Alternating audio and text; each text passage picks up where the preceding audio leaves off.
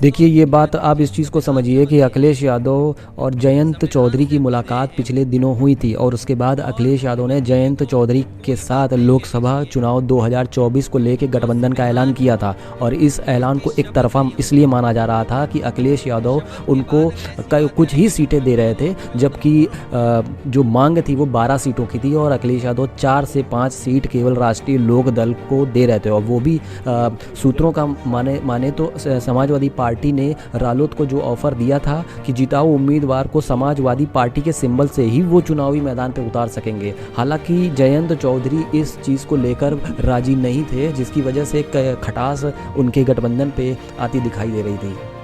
अगर ये चीज़ कही जाए कि जहाँ पर ये समाजवादी पार्टी के साथ में इनकी डील नहीं हो पाई तो वो भारतीय जनता पार्टी के करीब आने लगे। जयंत चौधरी को 4 से 5 सीटें दिए जाने का आश्वासन मिलने लगा और जयंत चौधरी और भाजपा के बीच में कुछ ज़्यादा ही नज़दीकियाँ बढ़ने लगी। 12 फरवरी आने वाली 12 फरवरी को जयंत चौधरी की बागपत रैली का स्थगन यही कारण माना जा रहा है कि वो भाजपा के साथ में ही एक साथ उतरेंगे और पश्चिमी उत्तर प्रदेश का समीकरण तब पूरी तरीके से बदल जाएगा, क्योंकि जाट वोट बैंक एक बड़ा वर्ग है जो पिछले दिनों जयंत चौधरी के साथ दिखाई दिया था। ऐसे में बीजेपी जो है 2014 के बाद पहली बार पश्चिमी उत्तर प्रदेश में उस स्तर पर मजबूत नहीं आई थी, लेकिन मिशन 80 के तहत वो आगे बढ़ रही है और दावा ये भी किया जा रहा है कि आने वाले कुछ ही दिनों में जयंत चौधरी एनडीए में शामिल हो जाएंगे। पश्चिमी उत्तर प्रदेश के साथ साथ राजस्थान और हरियाणा में भी बीजेपी की स्थिति मजबूत होगी। ऐसे में इंडिया गठबंधन के लिए एक बहुत बड़ा झटका यहाँ पर साबित हो सकता है। अखिलेश यादव पुराने सहयोगियों को नहीं जोड़ पाए हैं।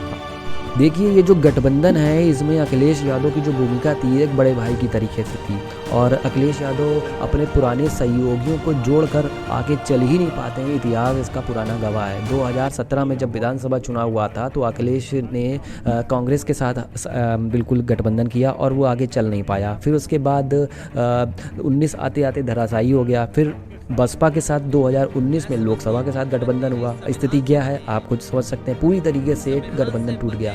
अब विधानसभा जो चुनाव 2022 में हुआ था उसके नतीजे आपने देखे ही। सोहेल देव भारतीय समाज पार्टी के राष्ट्रीय अध्यक्ष ओम प्रकाश राजभर भी अखिलेश यादव पर गंभीर आरोप लगाए कि वो एक अहंकार की राजनीति करते हैं। इसी के साथ में महान दल और कई छोटी छोटी पार्टियां जो थी वो अखिलेश यादव पर निशाना साधा और उनसे किनारा उन्होंने कर लिया।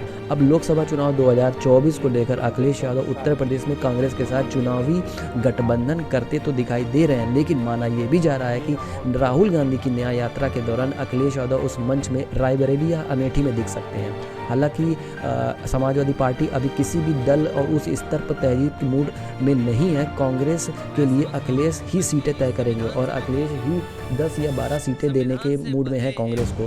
तो एक कहा यह भी जा रहा है कि अखिलेश जो है वो जिस तरीके की राजनीति कर रहे हैं उसमें उनके सहयोगी जो दल होते हैं वो उनको रास नहीं आता, जिसकी वजह से सहयोगी जो है तुरंत किनारा कर लेते हैं। तो एक बहुत बड़ी चुनौती है और कि अखिलेश अपने सहयोगी दलों को किस तरीके से लेके चलते हैं। और पिछला जो अनुभव समाजवादी पार्टी को इनको रहा है वो काफ़ी कटु वाला अनुभव देख सकते हैं। मुलायम सिंह की वजह से ही मुख्यमंत्री अखिलेश यादव बने थे, उसके बाद कोई ऐसा चुनाव नहीं रहा जो अकेले दम पर अखिलेश यादव जीत पाए हों और सरकार उन्होंने बनाया हो।